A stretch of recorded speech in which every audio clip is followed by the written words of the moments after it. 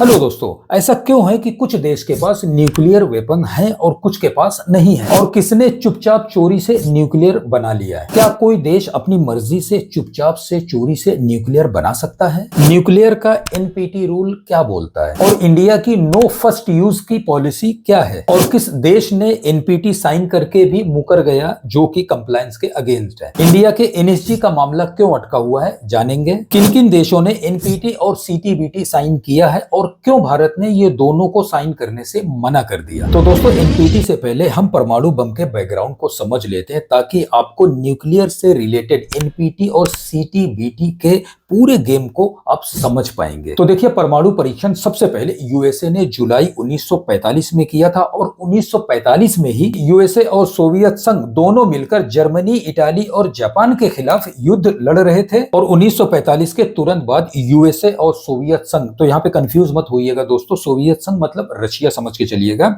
दोनों में से कौन बादशाह बनेगा, इस चक्कर में दोनों कट्टर दुश्मन हो गए। दूसरा कारण यह भी था कि यूएसए चुपचाप से बिना बताए परमाणु परीक्षण कर रहा था, लेकिन उसने ब्रिटेन को यह इंफॉर्मेशन लीक कर दी, जबकि सोवियत संघ मतलब रशिया को नहीं बताया। और यही बात सोवियत संघ को बुरी लग गई कि यार, हम युद्ध तो साथ में लड़ रहे हैं। तो यूएसए ने ब्रिटेन को टेक्नोलॉजी न्यूक्लियर बनाने का वो जो फॉर्मूला है क्यों दे दिया, हमें क्यों नहीं। यही बात सोवियत संघ को खटक गई। और ये तो आप सबको पता ही होगा कि ब्रिटेन हमेशा से अमेरिका का कितना पिछलग्गू रहा है और आज भी है। आपने कभी नहीं सुना होगा कि ब्रिटेन ने अमेरिका के खिलाफ कुछ बोलते हुए। और ये ठीक वैसा ही है जैसे एक चापलूस या चमचा एम्प्लॉय अपने बॉस के सामने करता है। दोस्तों, अमेरिका के बारे में मेरा खुद का असेसमेंट है, क्योंकि मैं भी बहुत सारी कंट्री ट्रेवल कर चुका हूं और न्यूज में भी अपडेटेड रहता हूं। अमेरिका कभी किसी का सगा नहीं है। वो खुल के कभी भी किसी का भी और किसी भी बात पर विरोध कर देता है, इवन धमकी भी देता है कि ऐसा उसने कई बार भारत के साथ भी किया है। इवन भारत के कुछ इंटरनल मैटर पर भी वो बोल देता है कि ये आप ठीक नहीं कर रहे हो, का अंजाम आपको भुगतना पड़ेगा। तो दोस्तों, अमेरिका सिर्फ और सिर्फ अपने नागरिकों और अपने देश को लेके सीरियस है। बाकी दुनिया भाड़ में गई, उसको कोई लेना देना नहीं है। उसकी पॉलिसी सिंपल है, दो लोगों को आपस में लड़ाओ और उनको पीछे से हथियार दो। वो भी हथियार फ्री में नहीं देना है, उसे बेचना है। खैर, चलिए आगे बढ़ते हैं। इसी युद्ध के दौरान अमेरिका ने जापान के 2 जगह पे परमाणु बम गिरा दिया, जिसमें लगभग 1,40,000 लोग हिरोशिमा में मारे गए और लगभग 75,000 नागासाकी में। और इधर अमेरिका से खटपट होने के बाद सोवियत संघ ने भी अगस्त 1949 में परमाणु बम बना लिया। अब सोवियत संघ ने बना लिया तो फिर ब्रिटेन भला कहां पीछे रहने वाला था। उसने भी अक्टूबर 1952 में परमाणु बम बना लिया। इसके बाद फ्रांस ने भी फेब 1960 में बना लिया। उसके बाद चाइना फिर कहां पीछे रहने वाला था, उसने भी अक्टूबर 1964 में बना लिया। तो इस तरह से 5 महाशक्तियों के पास परमाणु बम हो गए। तो देखिए, करेंटली 9 ऑफिशियली रिकॉग्नाइज्ड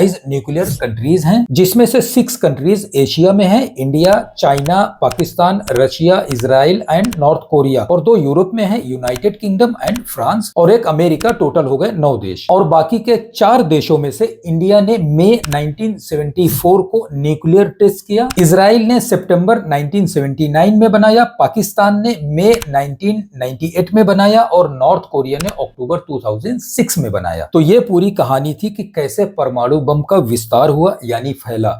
अब बात करते हैं एनपीटी के मुद्दे पर। ये 9 देश को छोड़कर बाकी देशों के पास न्यूक्लियर वेपन्स नहीं है ऑफिशियली, अनऑफिशियली हो सकते हैं। तो परमाणु हथियारों के प्रसार को रोकने के लिए 1 जुलाई 1968 में न्यूक्लियर नॉन प्रोलाइफरेशन ट्रीटी यानी एनपीटी का निर्माण किया गया और कुछ जरूरी मॉडिफिकेशन के साथ ये इफेक्टिव हुआ 5 मार्च 1970 को न्यूयॉर्क में। और जिस पर अभी तक 4 देशों ने साइन नहीं किया है। ये चारों देशों का नाम मैं अभी आगे बताऊंगा।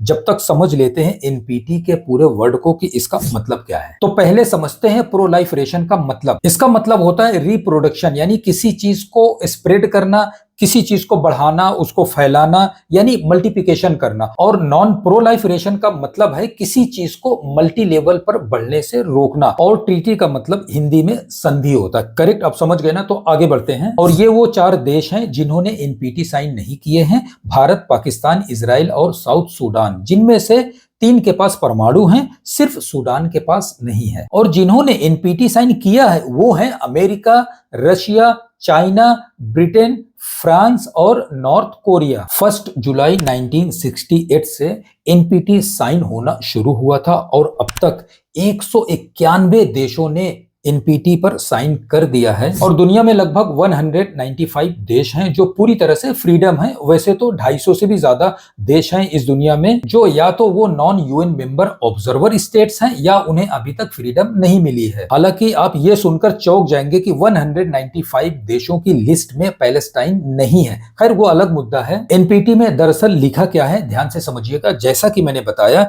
एनपीटी एक इंटरनेशनल ट्रीटी है यानी संधि है। इसका मुख्य उद्देश्य परमाणु हथियारों और उसकी टेक्नोलॉजी के प्रचार और प्रसार को रोकना है और परमाणु के शांतिपूर्ण उपयोग को बढ़ावा देना है। और यह अब तक की पहली ऐसी संधि है जो परमाणु हथियारों पर रोक लगाती है। और इस संधि के अनुसार ध्यान से समझिएगा, जिन देशों ने 1968 के पहले परमाणु परीक्षण किया था वो परमाणु संपन्न देश कहलाएंगे। और इस संधि के तहत जो देश 1968 के बाद परमाणु परीक्षण किए हैं उन्हें अपने हथियारों को डिस्ट्रॉय यानी नष्ट करने होंगे और साथ ही नया कोई परमाणु परीक्षण नहीं करेंगे। हेंस वो परमाणु संपन्न देश नहीं कहलाएंगे। और जिन्होंने 1968 के पहले परमाणु परीक्षण किया है वो इसे पीसफुली यूज करेंगे। ऐसा नहीं है कि जब भी मूड में आए किसी भी देश में गिरा दिया। तो इस टाइप का प्लान इन्होंने मतलब 5 महाशक्तियों ने मिलकर बनाया जिसको नाम दिया एनपीटी। तो इन 5 लोगों ने मिलकर एक वाहियात सा प्लान बनाया कि अब हम विश्व में शांति लाएंगे, क्योंकि इन्होंने पहले ही न्यूक्लियर बम बना लिया था और ये 5 देश यूनाइटेड नेशन के परमानेंट मेंबर भी थे। तो लगा ना आपको बकवास जैसा प्लान। शांति के नाम पर अपने देश की सेफ्टी यानी खुद तो परमाणु संपन्न देश रहेंगे और बाकी के देशों को शांति के नाम पर बाबा जी का ठुल्लू। अब यहां पर सवाल यह पैदा होता है कि आखिर भारत ने एनपीटी पर साइन करने से मना क्यों कर दिया। देखिए, सबसे पहली बात तो यह है कि इंडिया को परमाणु बम तो चाहिए ही था और अगर भारत इस संधि पर साइन कर देता तो इसका सीधा मतलब यह होता कि इंडिया अपनी राष्ट्रीय सुरक्षा के हित के साथ समझौता कर लेता, क्योंकि इस संधि के अनुसार इंडिया को अपने सारे फ्यूचर के परमाणु कार्यक्रम को नष्ट करना पड़ता या इसे रोकना पड़ता और इंडिया ये कभी नहीं चाहेगा कि वो परमाणु बम ना बना पाया। और इसलिए इंडिया ने इसे भेदभावपूर्ण बताते हुए इस पर साइन करने से मना कर दिया। और इसका एक सबसे बड़ा कारण यह भी था कि चाइना और पाकिस्तान जैसे देश हमारे पड़ोसी हैं, तो इंडिया को अपनी रक्षा के लिए, सेफ्टी के लिए, सुरक्षा के लिए परमाणु बम तो चाहिए ही था। और भारत मजबूर भी हुआ परमाणु बम बनाने के लिए, क्योंकि आपको याद होगा दिसंबर 1971 में पाकिस्तान में इंडिया के ऊपर हमला कर दिया था और उसी रात को तत्कालीन प्राइम मिनिस्टर इंदिरा गांधी ने रेडियो के थ्रू एक मैसेज जारी किया जिसमें उन्होंने कहा कि इंडिया के ऊपर अचानक से पाकिस्तान ने हमला कर दिया। मैं एक खतरे के समय बोल रही हूँ। कुछ ही घंटे पहले 3 दिसंबर पाकिस्तान ने हमारे ऊपर एक हमला किया और इसी युद्ध में अमेरिका पाकिस्तान का सपोर्ट कर रहा था, क्योंकि भारत के रिलेशन सोवियत संघ से अच्छे थे, इसलिए सोवियत संघ के विरोध के कारण अमेरिका को पीछे हटना पड़ा। तो इस बार हम सोवियत संघ की वजह से बच गए, लेकिन फ्यूचर में इसके लिए कुछ तो करना ही पड़ेगा। यही बात इंदिरा गांधी को सोचने पे मजबूर कर दिया। इसलिए इंदिरा गांधी ने परमाणु कार्यक्रम को तेज करने के लिए जोर दिया और उसका बजट इंक्रीज कर दिया फ्यूचर के खतरे को देखते हुए। इस तरह इंडिया ने 1974 में न्यूक्लियर बना लिया। हालांकि न्यूक्लियर बनाने के बाद इंडिया को काफी विरोध भी झेलना पड़ा। जापान और यूएसए जैसे देशों ने तमाम तरीके के प्रतिबंध भी लगा दिए, जैसे आर्थिक और हथियारों की लेन देन पर रोक। सो दोस्तों, कम लोग जानते हैं एनपीटी की तरह ही एक और संधि है CTBT, nuclear test ban treaty, जो न्यूक्लियर के प्रचार प्रसार को रोकती है। ये लगभग सिमिलर संधि है। आपको बता दूं कि इस पर भी भारत ने साइन नहीं किया है और ये यूएन के द्वारा बनाया गया था 1994 में। हालांकि इसमें लगभग 190 देशों ने साइन कर दिया है, लेकिन भारत ने ये दोनों संधियों पर साइन करने से साफ साफ मना कर दिया है, जो कि एकदम सही फैसला है। हालांकि इंडिया को थोड़ा सा इसका नुकसान भी है, क्योंकि इंडिया एनएसजी का मेंबर नहीं है और कई बार इंडिया ने इसके लिए अप्लाई भी किया है। एनएसजी का मेंबर इंडिया इसलिए नहीं है कि इंडिया ने 1968 में जो एनपीटी है उसके ऊपर साइन नहीं किया है। मतलब आप सोचिए कि न्यूक्लियर की पावर इतनी ज्यादा है कि टेररिज्म को प्रमोट करने वाला पाकिस्तान को सिर्फ न्यूक्लियर ने ही बचा के रखा हुआ है, वरना उसका क्या हाल होता पता नहीं। वैसे तो अनऑफिशियल कई देशों ने न्यूक्लियर बनाए हुए हैं, वो बात अलग है कि उन्होंने डिक्लेयर नहीं किए हुए हैं। इनमें से सबसे टॉप पे आएगा नॉर्थ कोरिया, जो दुनिया में एक्चुअली जाना ही जाता है सबसे ज्यादा रूल तोड़ने वाला देश, जिसने एनपीटी तक का रूल तोड़ दिया। साइन करने के बाद भी जबरदस्ती न्यूक्लियर बना ही लिया। किम जोंग उनकी तानाशाही का रूप तो आपने देखा ही होगा। अब आप सोचिए कि ऐसे देशों का अमेरिका भी कुछ नहीं कर सकता, बिकॉज इनके पास जो पावर है वो न्यूक्लियर की है, और वो खुली धमकी देता है स्पेशली यूएसए को। ये पावर है न्यूक्लियर बम का। उसने तो हाइड्रोजन बम भी बना लिया है कुछ सालों पहले। तो दोस्तों अब देखते हैं एनपीटी के क्रिटिसिज्म के पार्ट को, यानी कंक्लूजन। क्रिटिसिज्म नंबर 1, जब इंडिया जैसी कंट्री जिसका किसी देश के साथ कोई पंगा नहीं,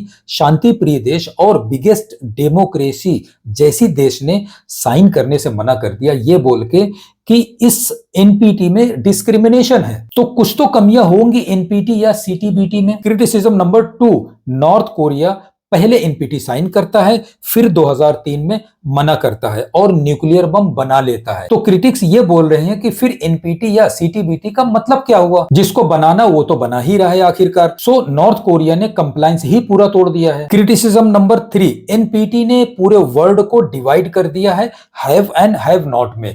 5 कंट्री के पास न्यूक्लियर है तो वो हैव में आ गए, और बाकी जिनके पास नहीं है न्यूक्लियर वो हैव नॉट में आ गए। तो ऐसी ट्रीटी का क्या मतलब जो सबको साथ लेके ना चल पाए? यही तो क्रिटिसिज्म है। So okay guys, hope you understood what is NPT, CTBT and NSG.